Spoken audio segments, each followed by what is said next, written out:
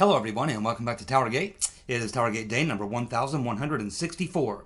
Wednesday, June the 17th, 2020. Thank you so much for tuning in. Okay, let's see here. Oh, it is Wednesday, isn't it? That's right, it is Wednesday. And of course that is the day that I take out the trash and have some chicken.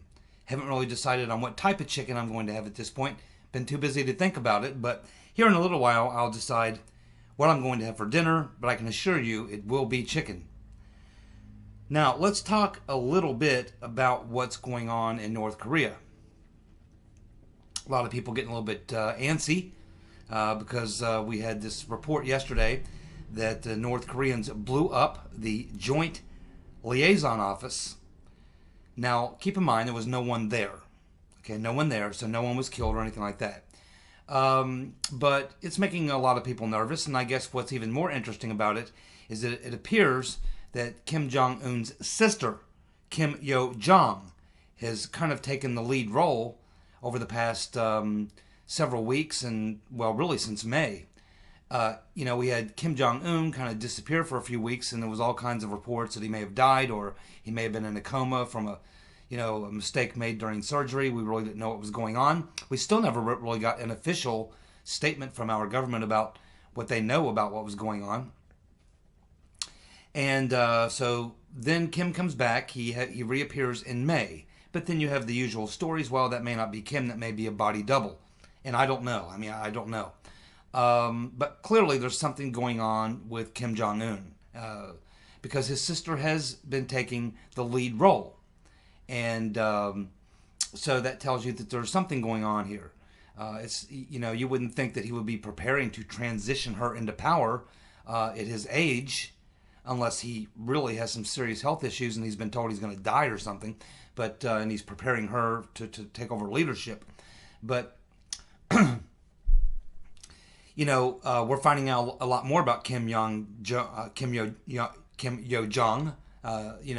Clearly, she reminds me a lot more of her father or her grandfather than she does of her brother.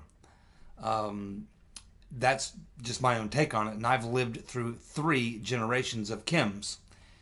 And my experiences over the many years with North Korea, the last 40 years or so that I've been observing these people, I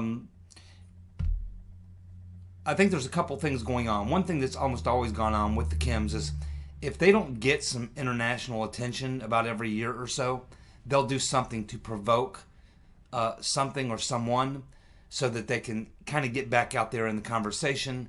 It seems that they don't like to be ignored. North Koreans like to see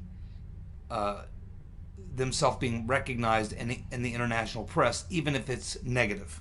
They just like a little attention. They don't want us to forget that they're there. And so this is what we would see for years and years with the Kims previously, the previous 2 generations. If they didn't get very much attention for a year or so, they would do something to provoke some sort of an incident to draw some attention back to them. So for whatever reason, they seem to like having attention drawn to them, negative or positive. But I think there's also the issue that, these sanctions that are on them are biting. Trump never relieved any of the sanctions. He had the meetings with Kim. They've had conversations with the North Korean government. But, Trump and his administration are very firm on the idea that we're not going to move forward with relieving any sanctions or doing anything until you back down on your nuclear weapons program and come clean on that and that sort of thing. So, and Kim has never really been willing to do that. And I think it probably has a lot to do with the fact that he understands that Trump is a temporary occupant of the White House, and that if he were to, even if he trusted Trump and he were to give up his nukes or back off on his program, that the very next president that comes in could take a hard line, a completely different position in his administration, and then there Kim would be locked into a bad deal, and he would have set his nuclear program way back, and he may not be able to restart it. So I think it's just a general distrust going on here. I think some of it is they want to draw some attention, and I think some of it is that the sanctions are really biting, and they are trying to put pressure on Trump, and they think maybe now with everything that's going on in the country here they see maybe as a point of weakness for Trump, and that they can capitalize on it. And they think, okay, Trump's on the ropes now. He's got a lot of problems going on with the economy from the coronavirus, and he's got issues with these riots going on in the country. His approval numbers are down. He's a little weak right now. This would be a good time to, pressure him on sanctions, and if not, we can cause an international incident, and we can apply some more pressure. And so I think it has a lot to do with the fact that North Koreans rarely miss an opportunity to take advantage, and I think that they see this as a point in time where they can take a little advantage. It's not going to work, obviously, but they're going to give it the best shot they can. But it is a negative thing, because it does show that there is a setback between relations with North and South Korea, which had been moving in the right direction. A lot of this has been prompted by the fact that there have been people in South Korea have been, launching flyers. I'm not sure how they've been doing it, but sending flyers into North Korea, been critical of Kim, and North Koreans are blaming the South Korean government for it, even though it's not the government that's behind it. It's private individuals in South Korea that are doing this. And even the South Korean government came out and said that they were not for it. They know what's going on. That right now they're not, I guess, able to do anything about it. But they did come out and say that it's not coming from them, and they do not support it. But that's really all that's going on here. I don't think we're looking at any type of a major incident, but it is a setback, and we'll just have to see where it goes from here. But I wouldn't get too bent out of shape about it. But it is something to pay attention to. I think the most important thing coming out of this is that it's Kim Jong-un's sister, Kim Yo-jong, who is the one who seems to be, the official voice right now of North Korea, and not Kim Jong-un. And I think that that's something that, is probably, to me, the most interesting thing going on right here. And so we'll just keep watching this story and see how it develops. I don't expect any major war to break out between North and South Korea. But again, I think the most interesting thing is, where is Kim Jong-un? That's the question you have to answer.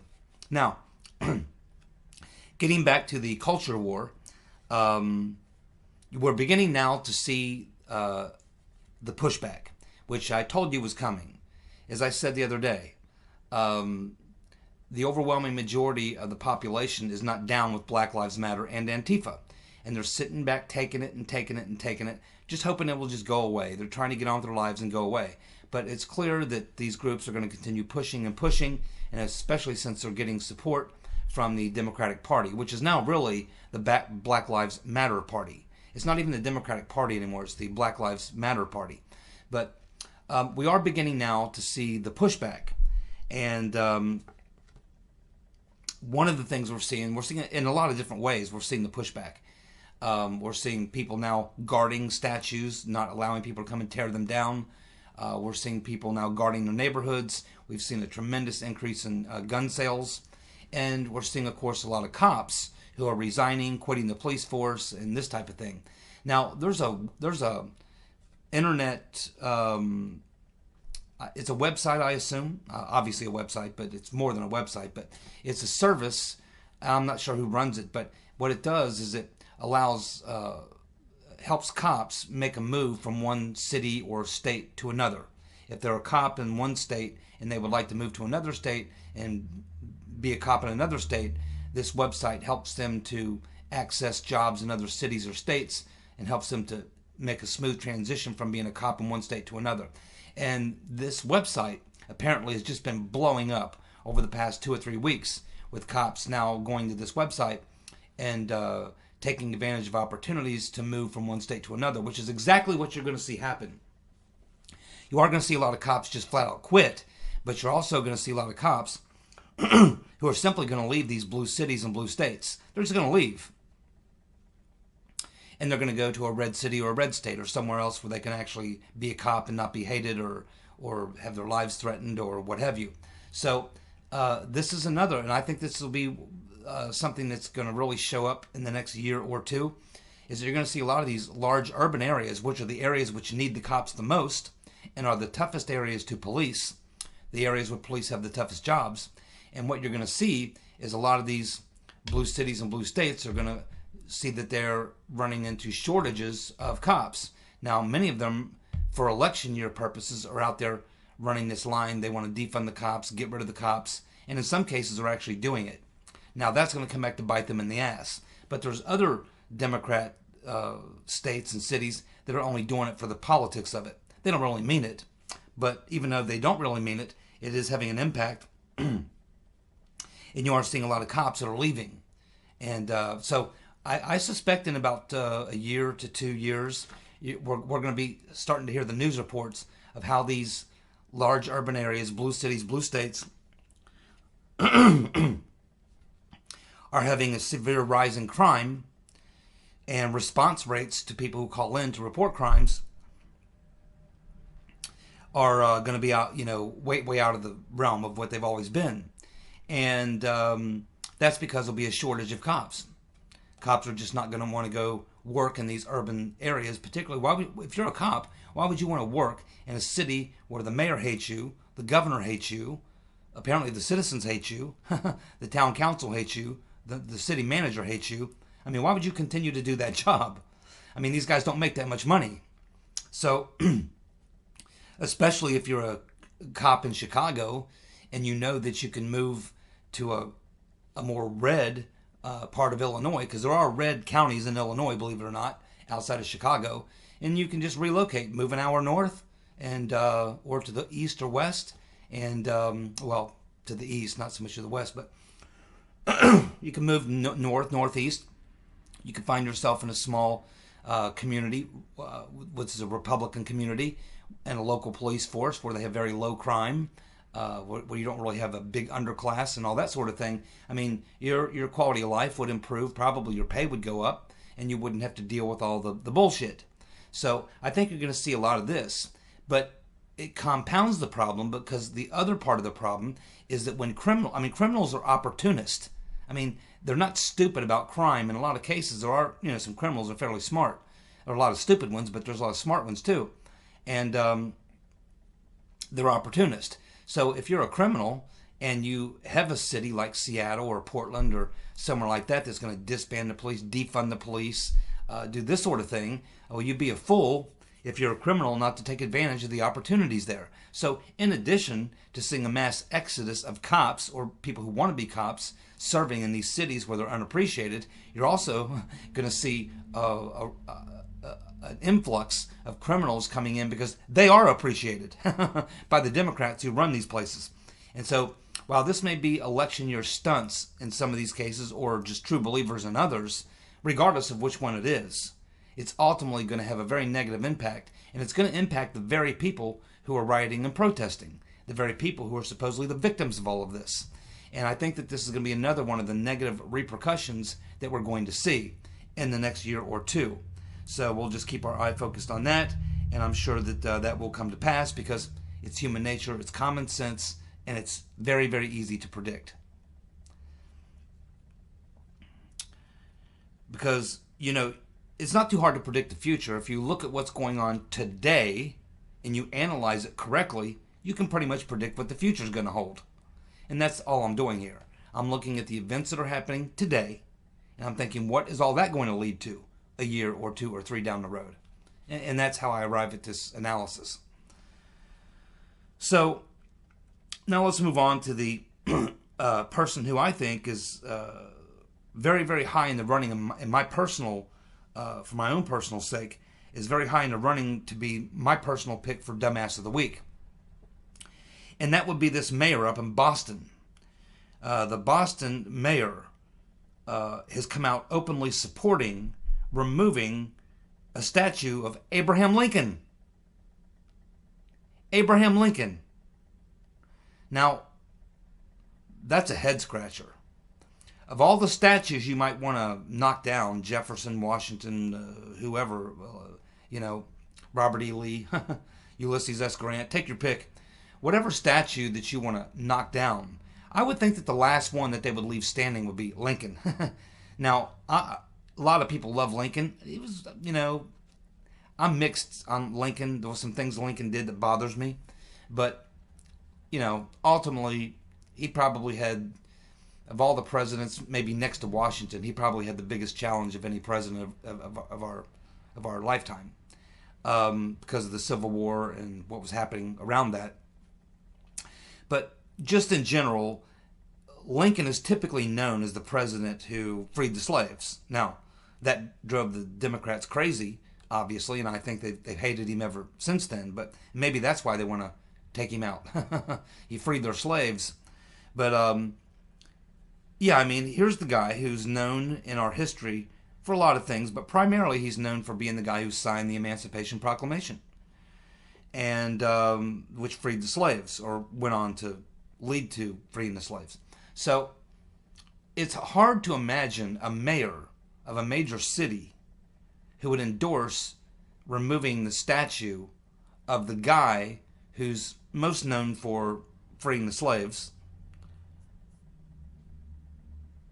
right in the middle of a protest which is all about how blacks are being oppressed or what have you. So you're going to take down and remove the statue of the one man who's really the face of the, movement to free the slaves. It's just, it's one of the things that my mind, I can't say yours, but my mind, I have a rough time processing that. That's a brain jerker to me. I don't know how I can't work that out in my head. Why a mayor of a major city would want to remove a statue of the guy who's known for freeing the slaves. That is a head scratcher. But maybe it's purely political.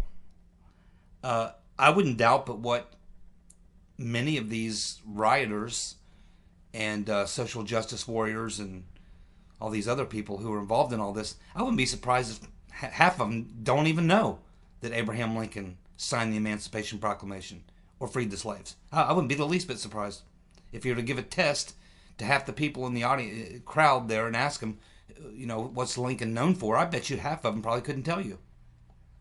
They're just happy to knock over statues, I guess. I don't know, but we're in crazy world, man. We are literally in crazy world, and I can understand it, I guess, with a bunch of idiot young people who just don't know any better. But this is the mayor of a major city, and this is not going to help.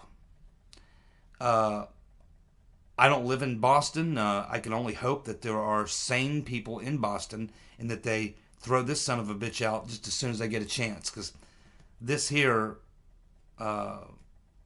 should not be actually happening, really. Now, it looks like the Penguin hasn't been getting very much attention either, just like Kim Jong-un, Jerry Nadler. So it looks like he's now going to have some hearings here in a couple weeks. And the hearings are going to be all about attacking Attorney General Barr. That's the bottom line.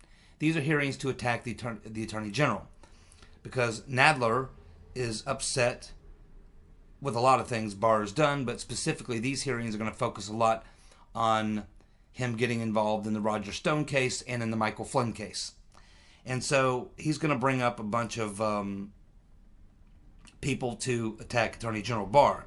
What's extraordinary about this is that one of the lead primary witnesses, star witnesses he's going to bring, is Aaron Zelensky.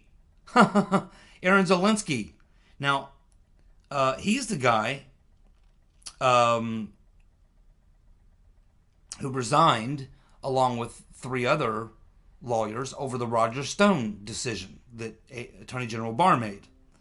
He also was referred, a criminal referral, by Devin Nunes for lying in his dealings with George Papadopoulos, because it was Zelensky who was on the Papadopoulos case. And we know how disingenuous and how illegal and how corrupt that whole deal was with Papadopoulos. So this should be fairly entertaining. They also want to call Attorney General Barr. Now, maybe just for entertainment, he'll show up just to screw with Jerry Nadler. But we'll see how Barr responds to this, because I guess the DOJ could probably stop Zelensky and a couple of these other former DOJ attorneys from testifying. But I don't know if he will. We'll have to watch and see. He'll probably let him testify, would be my guess. But still, there you go. Jerry Nadler, the Penguin, is going to hold hearings, and they are going to essentially be to attack Attorney General Barr. So that should not surprise anybody. Par for the course. And of course, they'll try to tie him to Trump, obviously.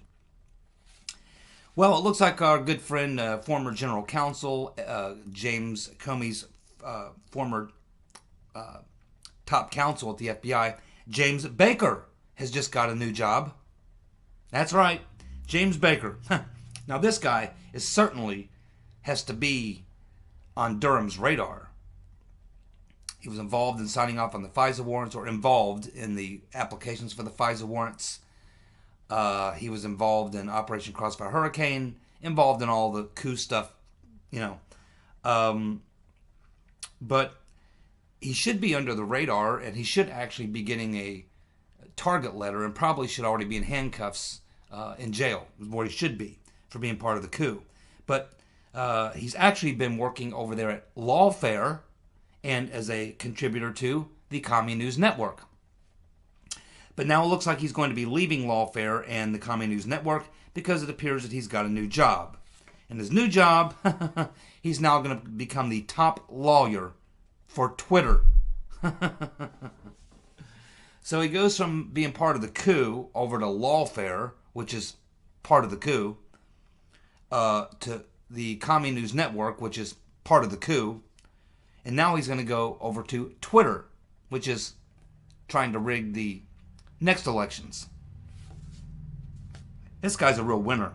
And this is, again, just more evidence that this is the reason why Barr and Durham have to lock these people up. It's not like these people participated in the coup and now they're keeping their heads down and laying low. No. These people, they're arrogant. They're going to go out on TV. They're going to write books. They're going to do speaking tours, getting paid lots of money. They'll go on TV. They'll do all these things. They apparently have no fear that there's anything that's going to happen to them. And this is why it's so dangerous. This is why they must be prosecuted for their crimes. Because if they're not, they'll keep on committing them.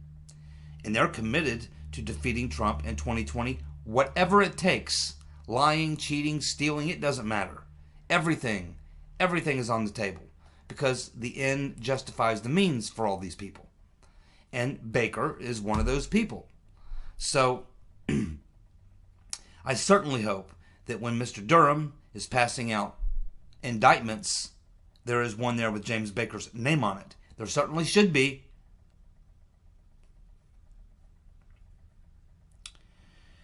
Well, we have more bad news, folks, in the culture war. It looks like now there has been another victim, actually 3 victims in this case, and it looks like it is Snap, Crackle, and Pop. Yes, that's right, Snap, Crackle, and Pop. The 3 little cartoon characters on the Rice Krispies box are now being shown as the latest victims of the culture war. Looks like Kellogg's is going to be under significant pressure to remove Snap, Crackle, and Pop from their cereal box because they're white. We can't have white comic characters or little white cartoon characters on a cereal box. That's extremely offensive. Snap, Crackle, and Pop are the latest victims of the culture war. Hey, they're coming for you. They're coming for me. They're coming for all of us if we don't put a stop to it. The people are finally starting to realize that if you think a few blocks in Seattle is enough for them, no, it's not. If you think toppling all the statues is enough for them, no, it's not. These people want to totally destroy capitalism. They totally want to destroy the country and start over with them calling the shots. Some of them have suggested that conservatives need to be sent to re-education camps. And they're serious. So people are now starting to pay attention and realizing that, yes, these people are serious. And guess what? They're not going to stop. And we're going to have to start pushing back. And that, has significant risk associated with it. So it's tricky territory right now. But I do see signs now that there are people pushing back. And it's going to continue. And at some point, it's just going to, the floodgates are going to collapse, and people are going to finally say, that's it, I've had it. The majority is going to be tired of being bullied by this small minority. And they're going to finally look at each other and go, wait a minute, we're all the majority here. We make up 80% of the country.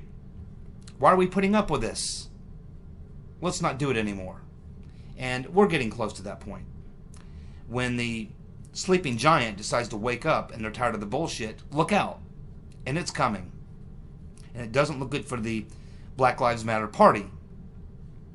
Not looking good for the Black Lives Matter Party. And you pretty much have to ignore the polls right now. There's so many polls out there that can't possibly have a poll yesterday showing Biden up by 16 in Michigan. I don't think so. These polls have got to be way, way, way off. So I wouldn't get too worried about the polls right now. But I still say watch local elections. Watch, which most people don't pay much attention to. Presidential year, it's all about the president and the Congress. And some governorships. But watch very carefully this fall, in November, local elections, mayors, sheriffs, specifically sheriffs. People are going to think long and hard who they vote for mayor, for city council, and for sheriff. They may put as much emphasis into those local offices as they typically do members of Congress, people in the state house, the state senate, the state Congress, and the federal Congress. I think a lot of attention is going to be focused. A lot of people are going to vote. I think we'll see record numbers of people voting in local elections for local politicians, mayors, city managers, town councils, and sheriffs. We'll watch that. That's something else I see coming. We have Matt Taibbi writing this article. I don't know if you've read it, but he's written several articles. It's not just the first one. This is he's written probably now about a half a dozen of these types of articles in the past couple of months. But his most recent one, he really hits them hard. And he's basically in the article saying what many liberals, and he is a liberal. He's a liberal as you're going to get. He's a socialist, quite honestly. Matt Taibbi, he's the main political writer at the Rolling Stone, has been for, my goodness, many, many years. And Taibbi is basically saying the left has lost their minds. Yes, they have lost their minds. And he doesn't say it in his article, but I've said it now a couple times today. I can safely say now that the Black Lives Matter is now taking over the Democratic Party. They essentially are the Democratic Party. They should just drop their name Democratic Party and call themselves the Black Lives Matter Party. And that's going to come back to bite them in the ass in the end, because eventually people will realize that Black Lives Matter is not just a slogan. They are actually an organization, and they have ties to a lot of unsavory characters, and they are committed to the destruction of the United States of America, particularly capitalism. So people will start paying closer attention as they're focused a lot on what's going on, especially when the stuff starts to hit home, which it's doing. So we'll continue to watch that. We have this idiot in Alabama, which we'll hopefully be getting rid of in November, Doug Jones, making a statement that the Confederate monuments were part of Jim Crow. This is amazing to come out of the mouth of a governor or a senator from Alabama.